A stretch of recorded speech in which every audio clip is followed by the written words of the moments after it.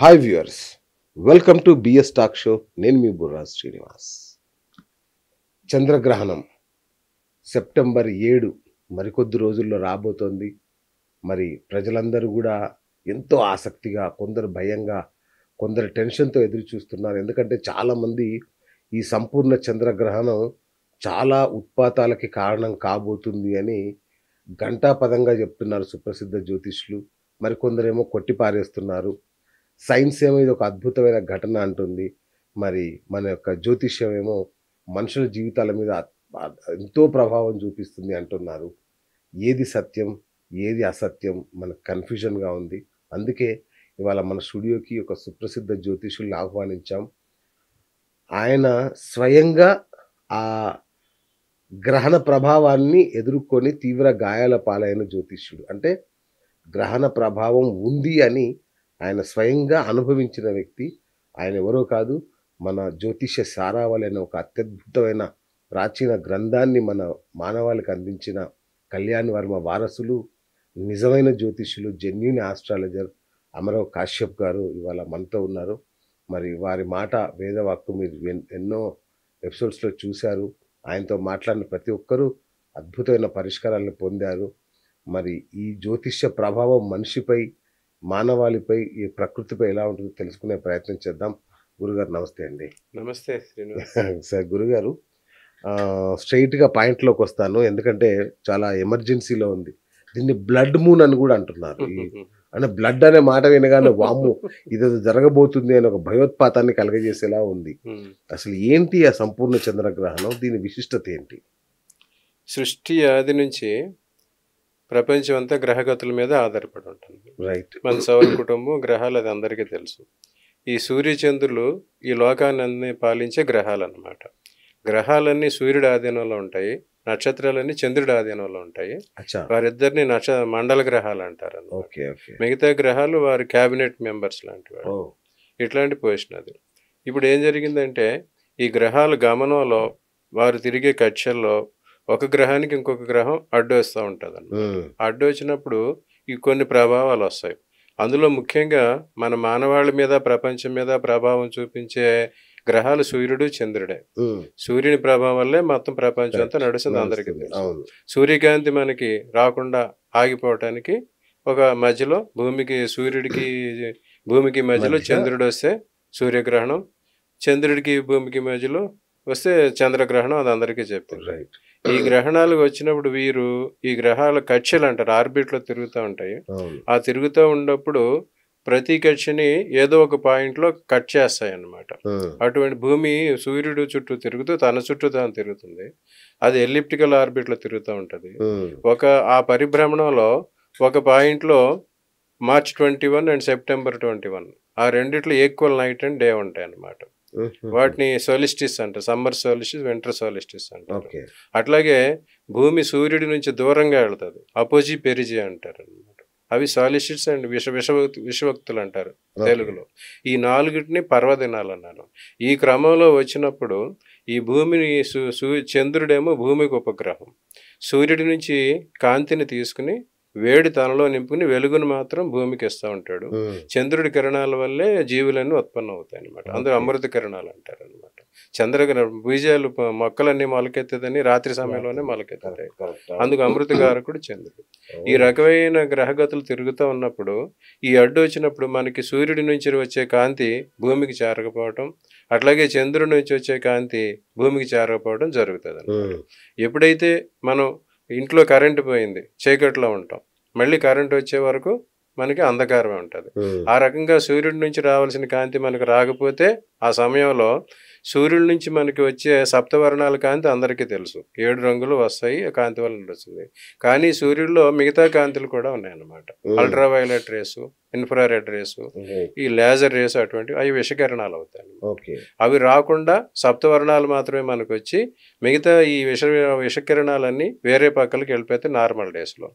ఎప్పుడైతే ఈ గ్రహాల నుంచి వచ్చే సామాన్య కిరణాలు భూమికి రాకుండా ఉంటాయో అప్పుడు ఇటువంటి విషకిరణాలు భూమికి చేరుతాయి అన్నమాట. వాటికి విషయాలని పెట్టారు. దీనికి కారణాలు కూడా చెప్పారు అన్నమాట. ఈ సూర్యుడికి చంద్రుడికి మధ్యలో రాహువు, కేతువు అని అంటారు అనమాట. కేతువుని పురాతన కాలంలో ఏం చెప్పారంటే సూర్యాస్తమయ సమయంలో చంద్రుడు ఉదయం కాకుండా ఉన్న సమయంలో సంధ్యా సమయంలో పశ్చిమ వైపు ఎర్రని కాంతి ఏదైతే వస్తుందో అదే కేతు అని చెప్పారు అన్నమాట. అది పలాస పుష్ప సంకాశం తారకాగ్రహ మస్తకం అని చెప్పారు అన్నమాట కేతు గురించి. రౌద్రం రౌద్రాత్మక ఘోరం తమ కేతుం ప్రణమామ్యహం. అట్లా ఈ రెండు కూడా సూర్యచంద్రుల మధ్య నుంచి వచ్చినాయి అన్నమాట. వెస్టర్న్ ఆస్ట్రాలజీలో దీన్ని నార్త్ నోడ్ సౌత్ నోడ్ అంటారు అనమాట. ఇవి ఈ రకంగా ఉన్న కక్షని మనం డయాగ్రామ్ గాని వేస్తే అవి సర్పాకారంలో వస్తాయన్నమాట. అందుకు సర్పాలు పట్టుకున్నాయని చెప్పారు అనమాట. అది ఆస్ట్రానమీ ప్రకారం చెప్పింది. ఇక ఆస్ట్రాలజీలోకి వచ్చేసరికి ఏం జరిగిందంటే ఈ క్షీరసాగర మదనం జరిగినప్పుడు అమృతం పుట్టింది. అమృతం పంచేప్పుడు విష్ణువు మోహిని రూపంలో వచ్చి దేవతలకి మాత్రమే అమృతం ఇచ్చి రాక్షసులకు ఇవ్వలేదు, అది అందరికీ చెప్పింది. ఆ సమయంలో ఒక రాక్షసుడు ఇది గమనించి దేవతలకి ఈయన ఇస్తున్నాడు అని చెప్పి అతను దేవతగా రూపం మార్చుకుని వచ్చి అమృతం తాగాడు. స్వర్భాను అనే రాక్షసుడు అనమాట. అది సూర్యచంద్రులు చూసి వెంటనే మోహిని రూపంలోని విష్ణువుకి చెప్తే ఆయన విష్ణు చక్రం ప్రయోగిస్తే శిరస్సు కంఠం తెగిపోయింది అనమాట. కానీ అమృతం తాగటం వల్ల వాళ్ళు మరణించకుండా తల మొండెం వేరైపోయింది. అందుకు తల భాగం ఏమో రాహువు, ఈ మొండెం భాగం ఏమో కేతువు అయినాయి అన్నమాట. సో అప్పుడు వీళ్ళు ఏం చేశారు, వారు అమృతం తాగడం వల్ల మా మరణం రాలేదు, కానీ ఖండించడం వల్ల లేదు. అందుకు వీరికి ఏం చేశారంటే వారికి గ్రహత్వాన్ని ఇచ్చారు అన్నమాట. దేవతలతో పాటు గ్రహత్వాన్ని ఇచ్చారు. వీళ్ళు ఏం చేశారు, సూర్యుడు చంద్రుడు చూసి ఇది చెప్పారు గనక వాళ్ళు సూర్యచంద్రులు ఇద్దరినే బాధిస్తారు. అందుకు రాహుకేతువులు సూర్యచంద్రుడు వారిని పట్టుకుని గ్రహణం సమయంలో వారిని వేధిస్తారు. ఆ సమయంలో సూర్యుడి ప్రభావం చంద్రుడి ప్రభావం ఉండవు. అది కారణం అన్నమాట. అది పురాణ పరంగా చెప్పింది. ఆ సమయంలో ఏం చెప్పారు, ఇట్లాంటి గ్రహణం మనం రోజు దేవతలందరికీ మనం పూజలు చేస్తాం, హవిసులు అర్పిస్తాం, హోమాల్లో అన్ని హవిసులు అర్పిస్తాం. ఆ హవ్య భాగం అంటారు. ఆ హవ్య భాగం అంతా దేవతలకు వెళ్తుంటారు. ఎవరి గురించి చేసి వాళ్ళకి వెళ్తారు. మరి వీరిద్దరూ దేవతలు అయ్యారు, కానీ వీళ్ళకి కూడా హవ్య భాగాలు వెళ్ళాలి కదా. హవ్య భాగాలు అంటే మన ప్రభుత్వానికి అంటే ట్యాక్స్ అనమాట. సెంట్రల్ జిఎస్టీ, స్టేట్ జిఎస్టీ, మరి వీరికి కూడా ఇవ్వాలి కదా. అందుకు గ్రహణ సమయంలో ఏ అయితే చేస్తారో అవి రాహుకేతువులకి ఇవ్వమని చెప్పారు. అది దీని వెనుకున్న కార్యక్రమం అసలు కదా. అయితే ఈ గ్రహణాల ప్రభావం మానవాళి మీద ఉంటుందన్నమాట. ఇప్పుడు ఎట్లాగైతే ప్రతి గ్రహ ప్రభావం వల్ల మన జీవితాలు నడుస్తున్నాయి, దశా సిస్టంలో మనకి మన జన్మజాతకం ప్రకారం లగ్న ప్రకారం ఏ గ్రహాలు ఎక్కడ ఉన్నాయి, ఏ భావంలో ఉన్నాయి, అవి ఎటువంటి ఇస్తాయని అందరికీ తెలిసిందే. దాని ప్రకారం ఒక్కటి చిన్న డౌట్ ప్లీజ్. ఇప్పుడు యురేనియస్, నెప్ట్యూన్, ప్లూటో 3 గ్రహాలు కనిపెట్టారు కదా, వీటి ప్రభావం మన మీద ఉండదా? వాటి ప్రభావం మన మీద ఉంటుంది. అవి ఎక్కువ టైంలో వస్తాయి. అవి అవుటర్ ప్లానెట్స్. మన 9 గ్రహాల కుటుంబం మనదే, అవి వేరే కుటుంబం అన్నమాట. మన ఇరుగు పొరుగు లాంటి వాళ్ళు అన్నమాట. మన కుటుంబ సభ్యులు కారు, బయట వాళ్ళు, సౌర కుటుంబంలో లేరు. అవుటర్ ప్లానెట్స్ మన పరిధికి బయట ఉన్నవారు. వాళ్ళు గ్రహణ సమయం, వారి పరిభ్రమణ సమయం 150 సంవత్సరాలు 300 సంవత్సరాలు ఆ పైన ఉంటుంది. అది ఒక జనరేషన్ చూపిస్తుంది. అవి కూడా పరిగణలోకి తీసుకుంటే అది మొత్తం ఒక జనరేషన్ మీద ఉంటుంది అన్నమాట. కానీ ప్రతి సంవత్సరం మానవాళి జీవితాన్ని ప్రభావితం చేసే 4 గ్రహాలు కనుక అవే ఎక్కువ తీసుకుంటారు. ఇట్లా ఎప్పుడైతే మనల్ని పాలించే గ్రహాల నుంచి రావాల్సిన కాంతి ప్రభావం మనకు రాదో, దానికి వ్యతిరేకమైన కిరణాలు ప్రభావాలు వస్తాయి కనుక వాటి నుంచి మనకు దుష్పరిమాణాలు వస్తాయి కనుక ఆ విషయాల్లో గ్రహణ సమయంలో అందరూ జాగ్రత్తలు పాటించాలి, తీసుకోమని చెప్పారు. రైట్. ఈ లూనార్ ఎక్లిప్స్ 2025 అంటే ఇది మన చంద్రగ్రహణం టైమింగ్స్ ఏంటి, ఇండియా టైమింగ్స్? ఈ గ్రహణం రాత్రి 9:16 స్టార్ట్ అయ్యి 1:16 కంప్లీట్ అవుతుంది అన్నమాట. దీన్ని గ్రహణ సమయంలో మన పూర్వీకులు చెప్పింది ఏంటంటే స్పర్శకాలం, గ్రహణ సమయం, మోక్షకాలం అని చెప్పారు అన్నమాట. స్టార్టింగ్ టైం స్పర్శ అంటారు, మిగతా మధ్యలో టైం ఏమో గ్రహణ సమయం, విడుపు స్నానం, విడుపు కాలాన్ని మోక్షం అంటారు అన్నమాట. ఇవి ఈ గ్రహణ ఈ కాలాలు, ఈ సమయాలు లెక్క పెట్టడానికి కూడా పంచాంగకర్తలో ఒక ఫార్ములా ఉంది. చంద్రుడు నుంచి, సూర్యుడి నుంచి 14వ నక్షత్రంలో చంద్రుడు ఉండి ఆ చంద్రుడు రాహుతో కలిసి ఉంటే అప్పుడు చంద్రగ్రహణం ఏర్పడుతుంది. అట్లనే చంద్రుడున్న రాశికి 2లో కానీ 12లో కానీ రాహుకేతువులు ఉంటే అప్పుడు చంద్రగ్రహణం ఏర్పడుతుంది. అట్లాగే సూర్యుడున్న రాశిలోనే కేతువు ఉంటే అప్పుడు సూర్యగ్రహణం, అదే నక్షత్రంలో ఉంటే సూర్యగ్రహణం ఏర్పడుతుంది. ఓకే ఇదే 180 డిగ్రీస్లోకి తీసుకొచ్చారు. ఓకే 180 డిగ్రీస్లోకి వచ్చినప్పుడు మధ్యలో భూమి అడ్డు రావడం లేకపోతే చంద్రుడు అడ్డు రావడం అనే దానివల్ల ఇది వచ్చింది. కానీ దీని యాక్చువల్ ఫార్ములా ఇది. ఇక ఈ గ్రహణాల్లో రకాలు ఉన్నాయి. సంపూర్ణ గ్రహణం, అర్ధగ్రహణం, ఖండగ్రాసం అని ఉంటాయి, పార్శ్వ అంటారు. దానికి ఒక ఫార్ములా ఉంది. కేతువు ప్లస్ చంద్రుడు మైనస్ రాహువు అని ఒక ఫార్ములా ఉంది. దానికి ఒక నంబర్ వస్తుంది. ఆ నెంబర్ని బై 15 పెట్టి డివైడ్ చేస్తే ఆ వచ్చిన శేషం బట్టి ఉంటుంది అనమాట. ఆ వచ్చిన శేషం 1 అంటే అది సంపూర్ణ గ్రహణం, 8 అంటే 3/4 ముందే తెలుస్తా, 3/4, 9th అంటే హాఫ్, ఓకే 12th అయితే 1/4 పాదగ్రహణం. ఇవన్నీ గణన చేసి దాని ప్రకారం మాకొద్దు సార్, ఇవన్నీ మాకు అర్థం కావు. కానీ మా సామాన్యులకి సూతక కాలం అంటే ఏంటో చెప్పండి. సూతకం అనేది అదే. ఇప్పుడు ఈ రకంగా గ్రహణాలు సంపూర్ణ గ్రహణమా, అర్ధగ్రహణమా, ఖండగ్రహణమా అవన్నీ చెప్తారు. అప్పుడు దానివల్ల దాని ప్రభావం ఉంటుంది. సంపూర్ణ గ్రహణం అయితే ఎక్కువ ప్రభావం ఉంటుంది, అర్థమైతే హాఫ్ ఉంటుంది. దాన్ని బట్టి దాని ప్రభావం తెలుసుకోవడానికి వచ్చారు. ఈ సూతక కాలం అనేది ఆ గ్రహణం పట్టు సమయం ఎంత ఉన్నదో దాన్ని సూతక కాలం అంటారు అన్నమాట. ఇది ఎందుకు చేశారంటే ఈ సూర్యుడి నుంచి చంద్రుడి నుంచి వచ్చే కిరణాలు మనకు రానప్పుడు, ఈ వ్యతిరేకమైన కిరణాలు వస్తున్నప్పుడు అవి మన మీద ప్రభావం చూపిస్తాయి కనుక ఆ సమయం మంచిది కాదు అని చెప్పి దాన్ని ఈ రకంగా చేశారు. ఇప్పుడు దీనికి చాలా మంది పురాతన కాలం నుంచి చెప్పిన పరిహారాలు అవి చెప్పారు. స్పర్శకాలం, మోక్షకాలం, గ్రహణం పట్టు స్నానం, విడుపు స్నానం అంటారు. మధ్యలో ఈ సమయంలో జపాలు, హోమాలు, దానాలు, శ్రాద్ధాలు కూడా, పితృకర్మలు కూడా అవి చెప్పారు. పట్టు స్నానం స్పర్శ సమయంలో స్నానం చేయాలి. ఏదైతే ఈ కాలం మధ్యకాలం ఉన్నది గ్రహణ సమయంలో వారికి ఏదైతే ఆ మంత్రాలు అవి ఉన్నాయో అవి పునశ్చరణ చేసుకోవాలి.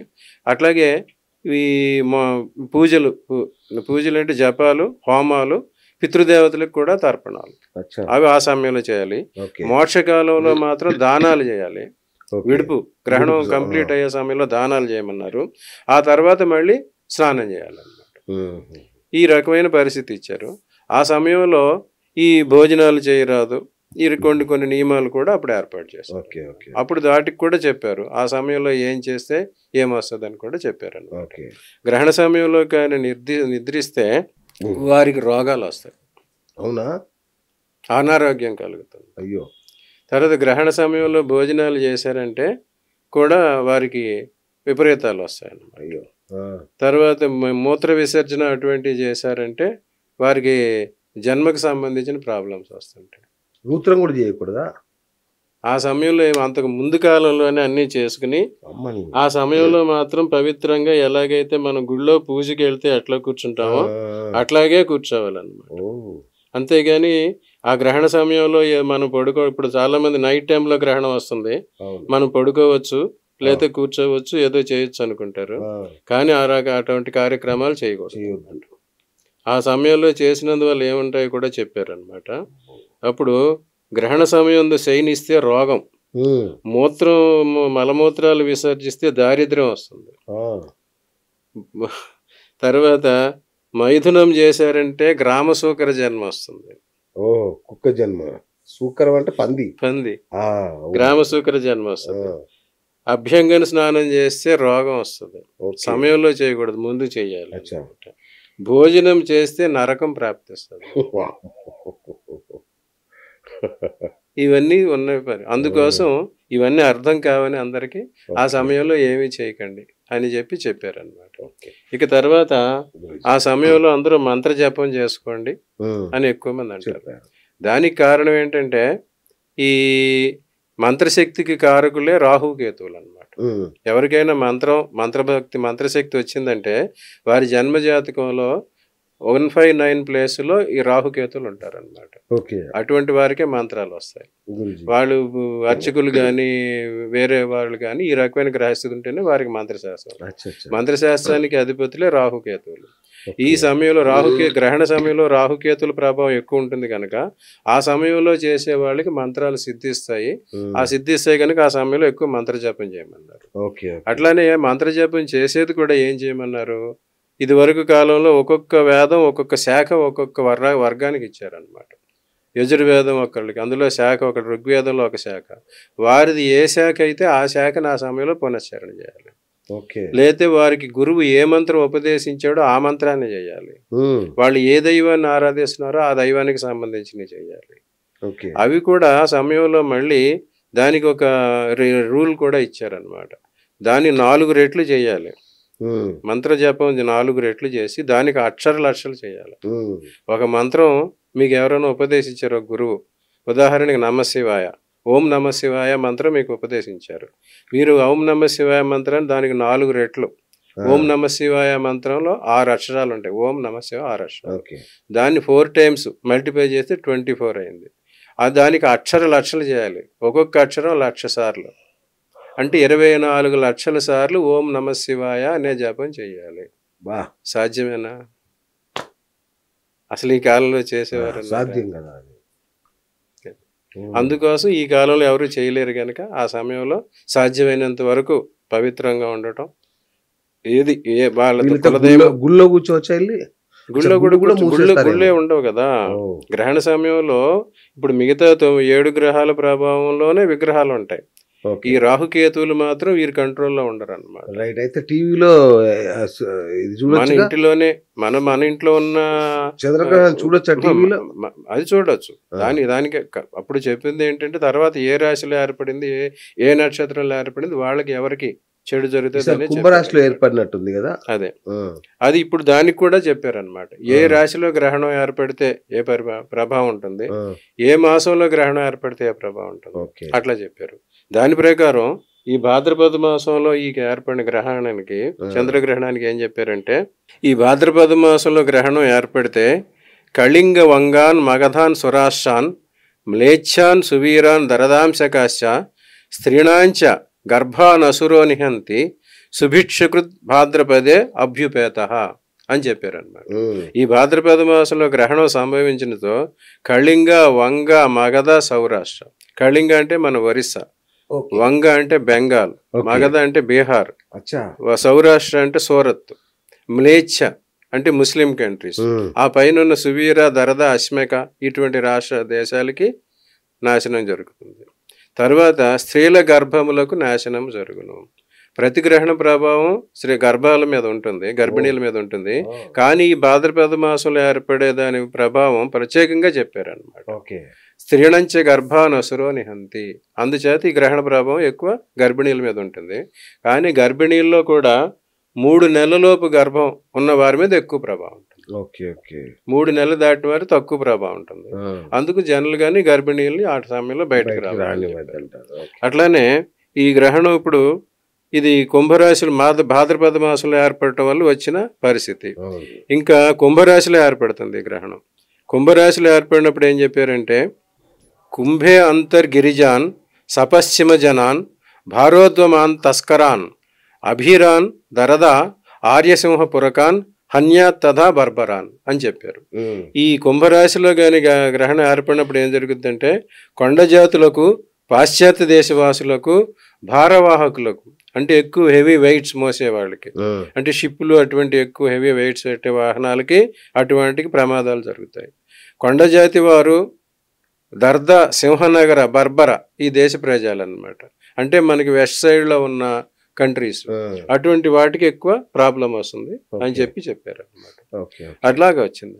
ఈ రకంగా భాద్రపద మాసంలో ఏర్పడినప్పుడు ఏ ప్రభావం, ఈ కుంభరాశిలో ఏర్పడినప్పుడు ఏ ప్రభావం ఉంటుంది అని చెప్పారు.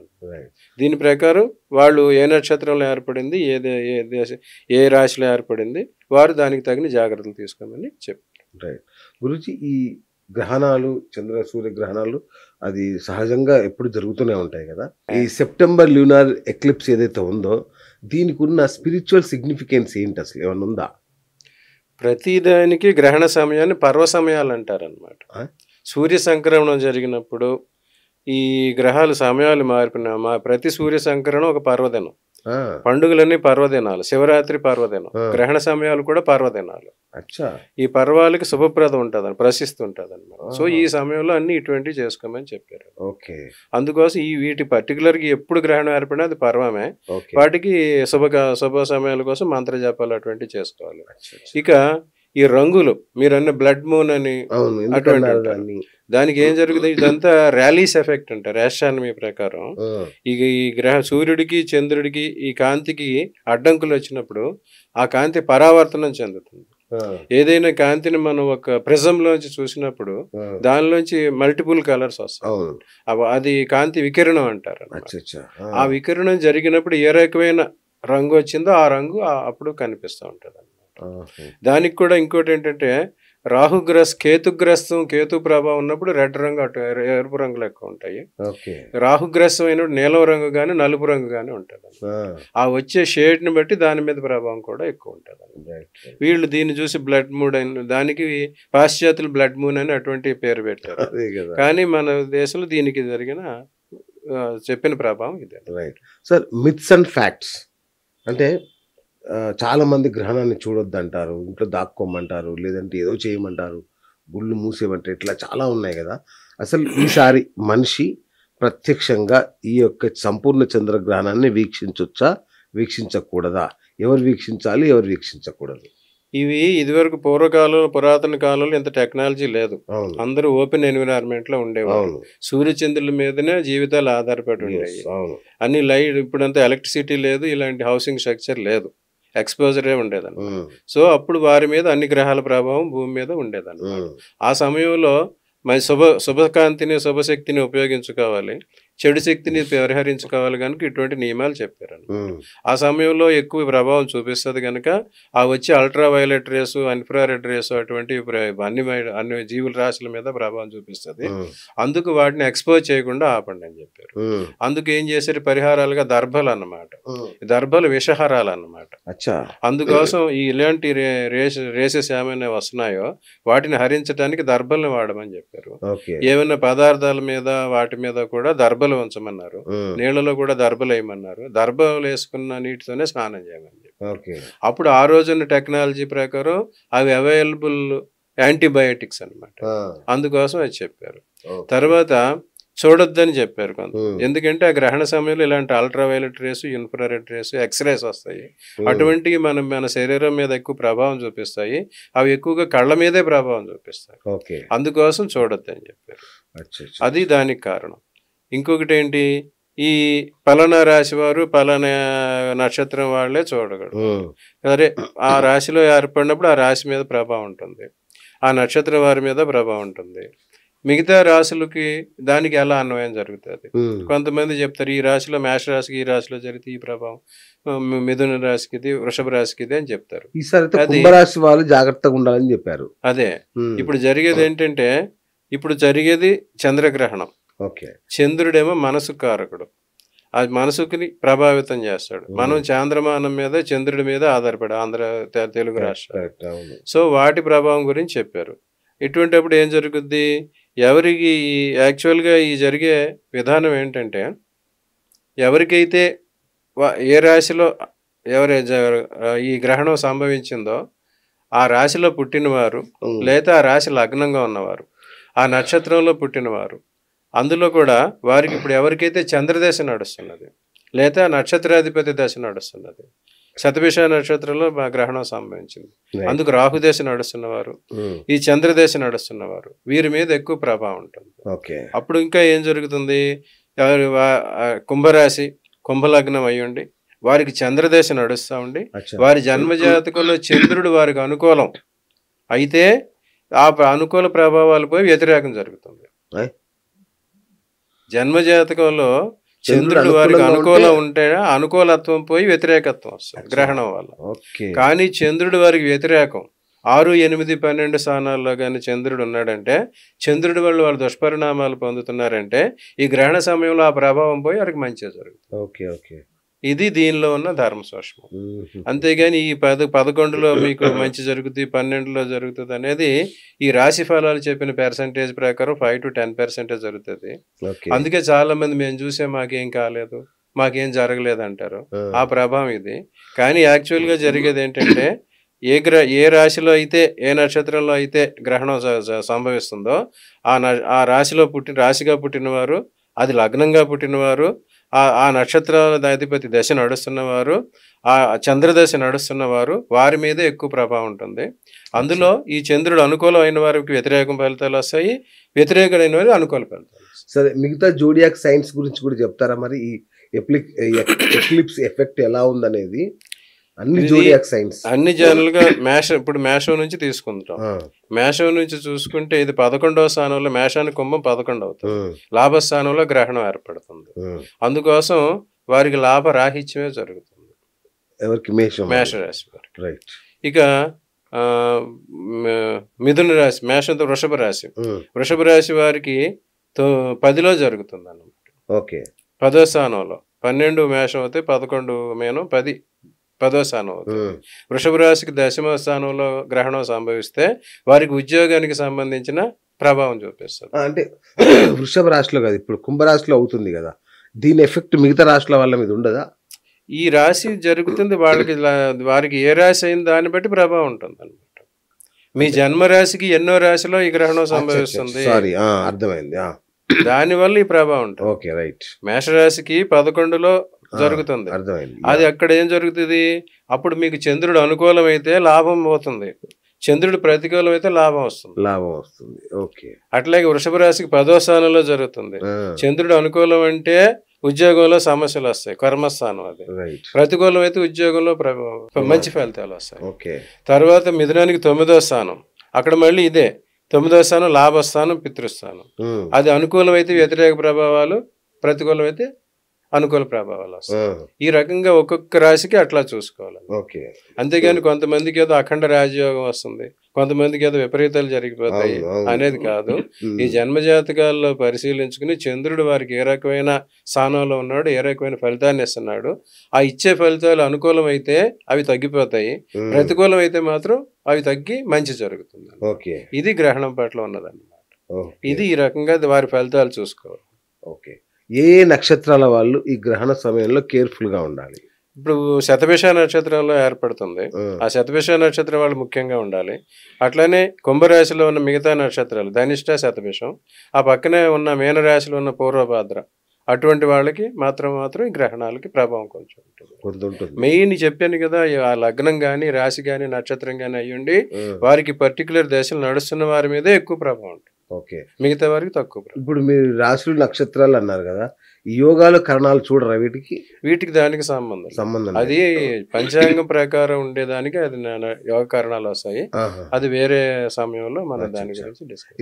ఇప్పుడు మనం చూసే జాతకాలు పంచాంగానికి సంబంధం లేదా? పంచాంగం సంబంధం ఉన్నది, ఆ రోజు అన్ని ఉన్నాయి. అవి దీనికి పంచాంగంలోనే స్టార్టింగ్ లోనే చెప్తారన్నమాట. పంచాంగ శ్రవణం గురించి ఒక శ్లోకం ఉంటుంది. త్రిదిశ్య శ్రియమాప్నోతి వారం ఆయుష్యవర్ధనం, నక్షత్రాత్ హరతే పాపం, యోగం రోగ నివారణం, కరణాత్ కార్యసిద్ధించ, పంచాంగ శ్రవణముత్తమం అని చెప్పారు అన్నమాట. తిథి వల్ల సంపద పెరుగుద్ది, ఆ సంపద తరుగులు అవుతాయి అన్నమాట. మనకు అనుకూల తిథే కదా, దాని ప్రకారం చేసుకోవాలి.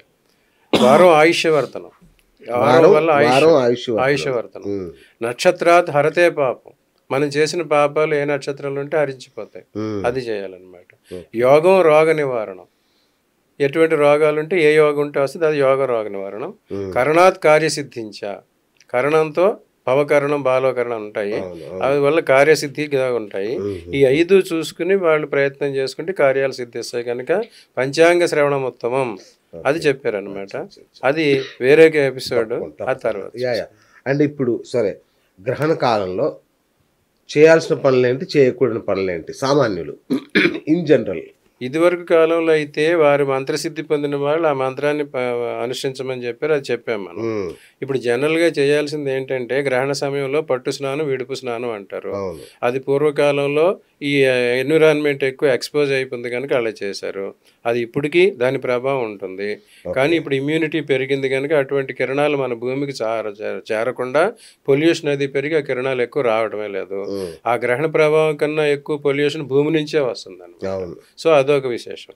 ఇకపోతే ఎవరికైతే పర్టికులర్గా వారి జన్మరాశి, జన్మలగ్నం, జన్మ నక్షత్రం పర్టికులర్గా దశలు నడుస్తున్నాయో వారు మాత్రమే తగిన జాగ్రత్తలు తీసుకోవాలి. దాని ప్రకారం స్నానాలు, సచేల స్నానం, ఒంటి మీద బట్టలతో సహా స్నానం చేయాలి. ఆ తర్వాత ఆ బట్టలు పిండేసుకుని ఆ సమయంలో వీరు పవిత్రంగా కూర్చోవాలన్నమాట. దైవనామ స్మరణ, మంత్రాలు ఉంటే మంత్రాలు చేయటం, ఎవరైతే వారికి ఇష్ట దైవాన్ని స్మరించుకుంటా ఒక యోగా చేసినట్టుగా ఆ సమయంలో కూర్చుంటే సరిపోతుంది. తర్వాత అదే సమయంలో పూర్వకాలంలో చెప్పింది ఏంటంటే జపాలు, హోమాలు, దానాలు చేయమన్నారు. దానం మోక్షం టైంలో అనమాట. అదే సమయంలో పూర్వీకులకి గతించిన వారికి శ్రాద్ధాలు కూడా చేసుకోమన్నారు. ఈ సమయంలో చేస్తే వస్తాయని. ఇప్పుడు అన్ని సమయాల్లోనూ చేయలేరు. ఇప్పుడు గ్రహణం రాత్రి సమయంలో వస్తుంది, ఆ సమయంలో అందరూ ఉండరు. సో అటువంటి తర్వాత అయినా చేసుకోవచ్చు అనమాట. ఇక ఆ సమయంలో సాధ్యమైనంత వరకు భగవన్నామస్మరణ చేసుకుంటా పవిత్రంగా ఉంటే సరిపోతుంది. ఆ తర్వాత ఎవరికైతే ఈ పర్టికులర్గా ఇటువంటి వారి జన్మలగ్నంలోనూ జన్మరాశిలోనూ ఈ దశలోనూ నడిస్తే మాత్రం వారు తర్వాత ఈ గుళ్ళు మర్నాడో ఏదో రోజున గుడికి వెళ్ళి దానికి సంబంధించిన దానాలు అవి ఇచ్చుకుంటే వారికి పరిహారం లభిస్తుంది. అందువల్ల అది జరుగుతుంది. ఈ గ్రహణ దోష నివారణకి ఎట్లాంటి మంత్రాలు జపించాలి? ఈ దోష నివారణకి అనేది ఏమీ లేదు. వారి కులదైవాన్నే స్మరించుకోవాలి. వారికి ఏదైనా మంత్రం వచ్చి ఎవరైనా గురువు ఉపదేశిస్తే ఆ మంత్రాన్నే వాళ్ళు దాన్ని పునశ్చరణ చేసుకోవాలి. అది ఎన్నిసార్లు చేయాలనేది కూడా మనం చెప్పుకున్నాం. ఇప్పుడు ఇదివరకు కాలంలో వీరందరికీ ఒక్కొక్క శాఖ ఇచ్చారన్నమాట. వేదాల్లో ఒక్కొక్కరికి ఒక్కొక్క శాఖ. ఆ శాఖనే వాళ్ళు అప్పుడు మళ్ళీ రిసైట్ చేసుకునేవారు. ఇప్పుడు అట్లా ఉన్నవాళ్ళు అది చేస్తారు. సో ఈ అధ్యాయం అంటారు అనమాట. అధ్యాయం చేసుకుంటారు. అది ఇప్పుడు ఉన్నవాళ్ళు తక్కువ. ఇకపోతే ఈ మంత్రాలు తీసుకున్న వారు కూడా గురువు ముఖత మంత్రం తీసుకుని చేసేవాళ్ళు ఎవరైనా అది చేసుకుంటారు. కానీ ఇప్పుడు ఎక్కువ మంది ఇటువంటి లేని వారు ఎక్కువ గనక వారు వాళ్ళ కులదైవాన్ని, ఇష్టదైవాన్ని స్మరించుకుంటే సరిపోతుంది. అట్లాగే గురుజీ మామూలుగా సరే గ్రహణ సమయంలో అల్ట్రా వైలెట్ కిరణాలు పడతాయి కాబట్టి గర్భిణీ స్త్రీ బయటకు వెళ్ళకూడదు అనడం అంతా ఓకే, బాగానే ఉంది. కానీ భోజనం కూడా చేయకూడదు అంటారు. ఎందుకు? ఆ భోజనం మీద కూడా ఆ కిరణాల ప్రభావం ఉంటుంది. దాని మీద అల్ట్రా వైలెట్ రేస్ అవన్నీ పడతాయి. మీరు కావాలంటే ఒక ఫుడ్ ఐటెం తీసుకెళ్ళి ఎక్స్రే మెషిన్ లో పెట్టి తర్వాత దాన్ని చూడండి, అవునా ఎటువంటి చేంజెస్ వస్తాయి. ఓకే. ఇప్పుడు సూర్యకిరణాలే ఎక్కువగా ఉంటే అగ్ని పడుతుంది. మన చిన్నప్పుడు చాలా మంది చేశారు, భూతద్దం పెట్టి పేపర్ పెడితే కాలిపోయేది. మామూలు సూర్యకిరణాలకి అంత ప్రభావం, మరి విపరీత కిరణాలకి ఇంకెంత ప్రభావం ఉంటుంది? అది కనిపించకుండా ప్రభావం చూపిస్తుంది. రైట్. మరి దానాలకు అంత విశిష్టత ఎందుకు ఇచ్చారు గ్రహణ సమయంలో? దానం అనేది మనం పాప పరిహారం చేసుకుంటాం. ఎవరికైనా మనం ఇచ్చామంటే మన పాపం వారు తీసుకున్నట్టు, వారు ట్రాన్స్ఫర్ అవుతారు. ఓకే. సో ఆ దానంతో వారేం చేయాలి? దానగ్రహీతలో ఈ పాప పరిహారం చేసుకోగల శక్తి వారికి ఉండాలి. వాళ్ళు పాపలేగా. ఇప్పుడు మీరు అంటున్నారు యోగ్యులకి దానం చేయమన్నారు. అప్పుడు ఆ దానం కూడా అప్పుడేం చెప్పారు? గ్రహణ సమయంలో సర్వద్విజాన్ వ్యాస సమాప్నోతి, ప్రతి బ్రాహ్మణులు వ్యాసుడితో సమానం, సర్వతోయం గంగా సమానం, సర్వదానం భూదాన సమానం. మనం ఈ సమయంలో ఏ బ్రాహ్మణుడికి మీరు ఇచ్చిన ఆ సమయంలో వాడు వ్యాసుడితో సమానం. అట్లాగా ఉంటుంది. అట్లాగే ఏ నీరు మనం ఇక్కడ గంగా స్నానమే కావాలి, ఏ నీటితో స్నానం చేసినా అది గంగా తోయంతో సమానం. అట్లాగే మీరు ఏ దానం ఇచ్చినా భూదానం ఇచ్చినంత ఫలితం వస్తుంది ఈ గ్రహణ సమయంలో అని చెప్పారు. గ్రహణ సమయంలో అలాగే, అందుకోసం అటువంటి చేయమని. మరి పట్టు విడుపుల స్నానాలకు కూడా ఏంటి? పట్టు విడుపు స్నానాలు స్టార్టింగ్ టైం అంతవరకు మన ఒంటి మీద ఒక శక్తి ఉంటుంది, అది క్లియర్ చేసేసుకుంటాం.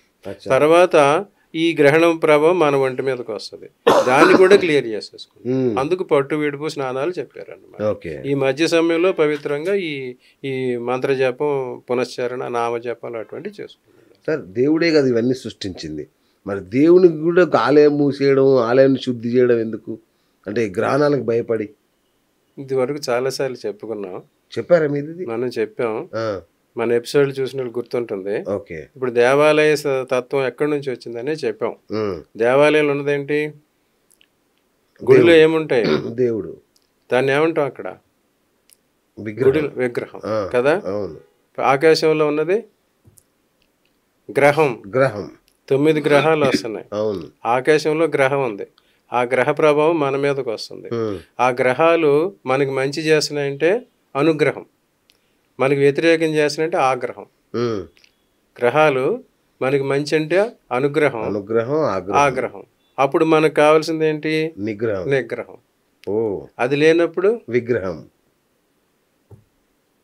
ప్రతి గుళ్ళు మీద 7 కుంభాలు పెడతారు, కనీసం 3 పెడతారు, లేకపోతే 1 పెడతారు. అది ఆగమ శాస్త్రం ప్రకారం దేవాలయాలు నిర్మించేవాడు పెడతారు. అది ఒక్కొక్క కుంభం ఒక్కొక్క గ్రహానికి ప్రతీక. ఆ గ్రహం నుంచి వచ్చే సిగ్నల్ అవి తీసుకుని ఆ భూమిలో నిక్షిప్తం చేస్తారు. ప్రతి దేవాలయం కట్టేప్పుడు ఈ నవగ్రహాల మండపం, నవగ్రహాల యంత్రాలు, ఆరాధన అన్ని చేసి పెడతారు.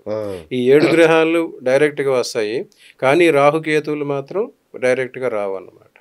సో ఈ 7 గ్రహాల ప్రభావం కాక ఈ రాహుకేతుల ప్రభావం ఎక్కువ ఉంటుంది కనుక ఈ 7 గ్రహాలని అప్పుడు ఆలయాలు మూసివేస్తారు అన్నమాట. ఇంకోటి ఏంటంటే ఉన్న 9 గ్రహాల్లో మిగతా 7 గ్రహాలు విష్ణువు ఆధీనంలో కానీ అమ్మవారి ఆధీనంలో కానీ ఉంటాయి. ఈ రాహుకేతులు మాత్రం అమ్మవారి ఆధీనం, శివుడి ఆధీనంలోనే ఉంటాయి అన్నమాట. సో తిరుపతిలో వెంకటేశ్వర గుడికి 7 కొండలు ఉన్నవి. ఆ 7 కొండలు 7 గ్రహాలకి ప్రత్యేకలు అన్నమాట. అందులోనూ ఈ రాహుకేతువులు ఉద్భవించిందే విష్ణువు చక్రం వల్ల వచ్చారనమాట. అందుకు ఎక్కువ వైష్ణవులు, అందుకు తిరుపతి మీద రాహుకేతువుల ప్రభావం ఎక్కువ ఉంటుంది, కాళహస్తి మీద ఉండదు. ఈ 9 గ్రహాలు మాలగా ధరించిన వాడు శివుడు. సో అందుకు గ్రహణ సమయంలో కాళహస్తి శివాలయాలు తప్ప మిగతా అన్ని మూసేస్తారు. కాళహస్తి అనేది మూయరు. అప్పుడు సమయంలో ఎక్కువ పూజలు జరుగుతాయి. సో ఈ రెండింటి మీద ప్రభావం చేసేది కనుక ఆ రకంగా ఇచ్చారు. మనం దేవాలయానికి వెళ్ళామంటే ఆ గ్రహాల శక్తి దానికి కంట్రోల్ చేస్తుంది అన్నమాట, రెగ్యులేట్ చేస్తుంది. ఎక్కువ ఉన్న వాళ్ళని తగ్గించడం, తక్కువ ఉన్న వాళ్ళకి ఎక్కువ ఇవ్వటం. అందుకోసం విగ్రహాలు పెట్టారు. ఆ విగ్రహాలు వెనుకున్న అంతరార్థం ఇది. అట్లనే గుడికి వెళ్ళినప్పుడు విగ్రహానికి ముందు ఉండకండి అంటారు, పక్కల నుంచే చూడమని చెప్తారు. ఎందుకంటే ఆ గ్రహాల ప్రభావం డైరెక్ట్గా విగ్రహానికి వస్తుంది, దాని నుంచి ఎంత రావాలో అంత వస్తుంది కనుక మనం దాని పక్క నుంచే దాన్ని చూసుకోవాలి. రైట్ గురూజీ, ఈ ఎక్లిప్స్కి అలాగే న్యాచురల్ డిజాస్టర్స్కి ఏమన్నా సంబంధం ఉందా? ఈ గ్రహాల గతులు తప్పినప్పుడు ఇటువంటి పరిణామాలు వస్తాయన్నమాట. ఇప్పుడు 2 గ్రహాల మధ్య ఒక ఏరియా ఉంటుంది, అక్కడ ఒక వాయువు ఉంటుంది. అవి దగ్గరికి వచ్చినప్పుడు ఏం జరుగుతుంది? వాయువు కూడా కంప్రెస్ అవుతుంది. దూరం వెళ్ళినప్పుడు అలాగే అదే ప్రభావం. ఈ గ్రహణాలు వచ్చినప్పుడు ఏం జరుగుతుంది అంటే న్యాచురల్గా ఉండే బ్యాలెన్స్ తప్పి ఇంబ్యాలెన్స్ అవుతాయి అన్నమాట. అది అప్పుడు ఏ రకమైన తత్వం ఉందో ఆ రకమైన ఉత్పాతాలు సంభవిస్తాయి. అందుకు గ్రహణం జరిగిన ఒక 6 నెలల వరకు ఈ గ్రహణానికి సంబంధించిన పరిణామాలు జరుగుతాయి అన్నమాట. వర్షాలు రావటం, భూకంపాలు రావటం, ఏ రకమైన ప్రభావం వచ్చిందో ఉత్పాతాలు జరగటం, అగ్ని ప్రమాదాలు జరగటం, ఇటువంటివి జరుగుతాయి అన్నమాట. ఈ ఉత్పాతాలకు కూడా మళ్ళీ సెపరేట్ వర్గం ఉన్నది. అది భౌమ ఉత్పాతాలు, దేవ ఉత్పాతాలు, ఈ నక్షత్ర ఉత్పాతాలు, ఇవన్నీ ఉన్నాయి ఇందులో. అవన్నీ వేరే ఒక ఎపిసోడ్, అది చేస్తే సమయం. Global impact of this eclipse ఎలా ఉంటుంది, మన ఇండియా మీద ఎలా ఉంటుంది? ఈ గ్రహణం చంద్రగ్రహణం ఇప్పుడు మనుషుల మీద, మానసుల మీద ప్రభావం చూపిస్తుంది. అందులోని పర్టికులర్గా ఈ రాసుల వారి మీదే చూపిస్తుంది. ఇప్పుడు ఈ గ్రహణం వచ్చేసరికి మన ఏషియా మీద ఎక్కువ ప్రభావం ఉన్నది. ఆస్ట్రేలియా, న్యూజిలాండ్ అటువంటి చోట ఉందన్నమాట. అప్పుడు జరుగుతుంది.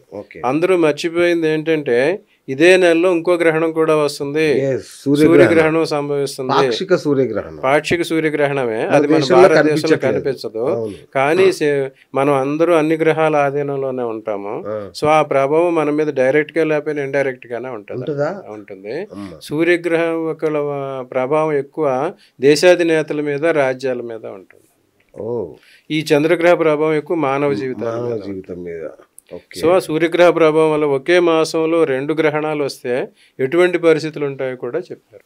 యద్య కస్మిన్ మాసే గ్రహణం రవి సోమయోస్తదా స్వబలక్షోభై సంక్షయమాయా అతిశస్త్రకోపచ్చః. యద్యేకమస్మిన్, ఒకే మాసంలో గ్రహణం 2 గ్రహాలు రవి సోమయోస్తద, సూర్యచంద్ర గ్రహణాలు వస్తే స్వబలక్షోభై, స్వబలాలు క్షోభం వస్తుంది. సంక్షయమాయ అతిశస్త్రకోపచ్చః. ఒకే మాసనందు రవి చంద్రగ్రహణాలు 2 కలిగిస్తే రాజులకు వారి సైన్యము వలన క్షోభ, విద్రోహం, సైన్య నాశనం, లేదా అతిశస్త్రముల ప్రయోగము ద్వారా యుద్ధ భయము, సైన్య నాశనము జరుగుతుంది. అతిశస్త్రం అంటే అణ్వస్త్రం. ప్రత్యేకంగా వేసి అసలు ఇప్పుడంతా మిసైల్స్ ద్వారా జరుగుతుంది. ఈ సూర్యగ్రహ ప్రభావం ఇప్పుడు అంటార్కిటికా మీద ఎక్కువ ఉంది. Antarctica, Australia, New Zealand and America మీద ఉన్నదన్నమాట. సో ఈ ఏరియాల్లో మళ్ళీ యుద్ధ భయం వచ్చే అవకాశం. మన తెలుగు వాళ్ళు జాగ్రత్తగా ఉండాలి, ఇండియన్స్. ఎక్కడున్నా మనం అందరూ జాగ్రత్త. ఆఫ్ కోర్స్ మన వాళ్ళు కాబట్టి కొంచెం రైట్. న్యూ బిగినింగ్స్ ఏమైనా చేయొచ్చా ఈ యొక్క చంద్రగ్రహణ కాలంలో? దీని ప్రభావం ఎన్ని రోజులు ఉంటుంది, ఎన్ని నెలలు? ఇది వర్జించవలసిన కాలం, వర్జ్యం అన్నమాట. ఈ సమయంలో ఏమి చెయ్యొద్దు అని చెప్పారు. పుణ్యకాలం అంటారు కదా, పర్వదినం అంటారు కదా. పర్వదినం అంటే ఇవన్నీ చేసి భోజనాలు చేయమని కాదు, భగవంతుడిని ప్రార్థించమని. ఇంకోటి ఏంటంటే ఇది పితృదేవతలు వచ్చే కాలం, అందుకోసం పితృ పూజలు చేసుకోవాలి. అంతేగాని ఈ సమయంలో ఏదో కొత్తది చేయటం అటువంటి చేయకూడదు. ఉన్నదాన్నే రిసైట్ మంత్రశక్తి మళ్ళీ పునశ్చరణ చేసుకోమని అది కూడా ఏం చేయాలో చెప్పారు అనమాట. అంతేగాని ఇది ఏంటంటే పరిహారాలు చేసుకోవటానికి మన పితృదేవతలను ఆరాధించడానికి ఉపయోగించేదే తప్ప ఇక్కడ ఏదో కొత్త బిజినెస్ పెట్టడం కొత్తగా అనేది పనికిరాదు. అట్లాగే ఇవన్నీ గ్రహణాలను ఉత్పాతాలకు సంబంధించిన కనుక ఏ రకమైన జాగ్రత్తలు తీసుకోవాలో చెప్పారు. ఓకే, మరి ఈ కాలంలో పుట్టే పిల్లల పరిస్థితి ఏంటి? గ్రహణ సమయంలో జన్మించే వాళ్ళ జాతకాలు ఎలా ఉంటాయి?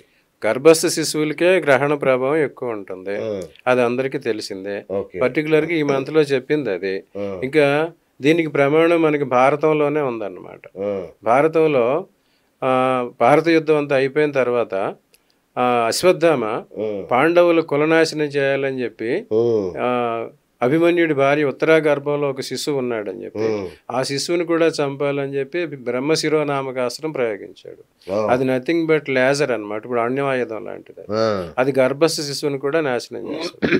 అది తెలుసుకున్న కర్ణుడు అఘోర రూపంలో సుకృష్ణుడు అఘోర రూపంలో వెళ్ళి ఆ శిశువుని కాపాడి ప్రభావాన్ని రాకుండా చేశాడు అనమాట. అదే రకంగా ఇప్పుడు వచ్చే కిరణాలన్నీ గర్భస్థ శిశువుల మీద ఎక్కువ ప్రభావం చూపిస్తాయి. అది కూడా 3 నెలలలోపు గర్భం ఉన్నప్పుడు ఎక్కువ పరిణామాలు ఉంటాయి. సో ఆ సమయంలో తప్పనిసరిగా జాగ్రత్తలు తీసుకోమన్నారు. గర్భిణీలు బయటకు రావద్దన్నారు. ఆ సమయంలో పుట్టారంటే వారికి జీవితం 2 రకాలుగా ఉంటుంది. వారి మీద అప్పుడు రాహుగ్రహ కేతువుల ప్రభావం ఉంటుంది. ఆ ప్రభావం ఉన్నప్పుడు అయితే చాలా వాళ్ళు ఉత్కృష్టమైన నాయకులన్నీ అవుతారు, లేకపోతే రాక్షస ప్రభావం. అది ఆ సమయంలో జన్మిస్తే అలా ఉంటుంది. ఇంకా ఈ గర్భంలో ఉన్న వారికి ఈ రకమైన జాగ్రత్తలు తీసుకోమని చెప్పారు. అందుకు ఈ ఇప్పుడు ప్రజెంట్ ఉన్న పరిస్థితుల్లో అయితే ఈ గర్భం మీద ఈ దర్భలు కానీ ధరిస్తే, ఇప్పుడు దర్భాసనాలని మన పూజా స్టోర్స్లో అమ్ముతూ ఉంటారు. అది తెచ్చుకుని ఎవరైతే 3 నెలలలోపు గర్భం ఉన్నారో వారు గర్భం మీద వేసుకుని ఆ గ్రహణ సమయంలో ఉంచుకుంటే వారికి ఇటువంటి దుష్పరిమాణాలు రాకుండా తగ్గించుకోవాలి. ఫ్యూచర్ ప్రిడిక్షన్స్ చెప్పాలి అంటే ఈ ఎక్లిప్స్ వల్ల ఎట్లాంటి భవిష్యత్తులో ఎలాంటి పరిణామాలు సంభవించే అవకాశం ఉంది?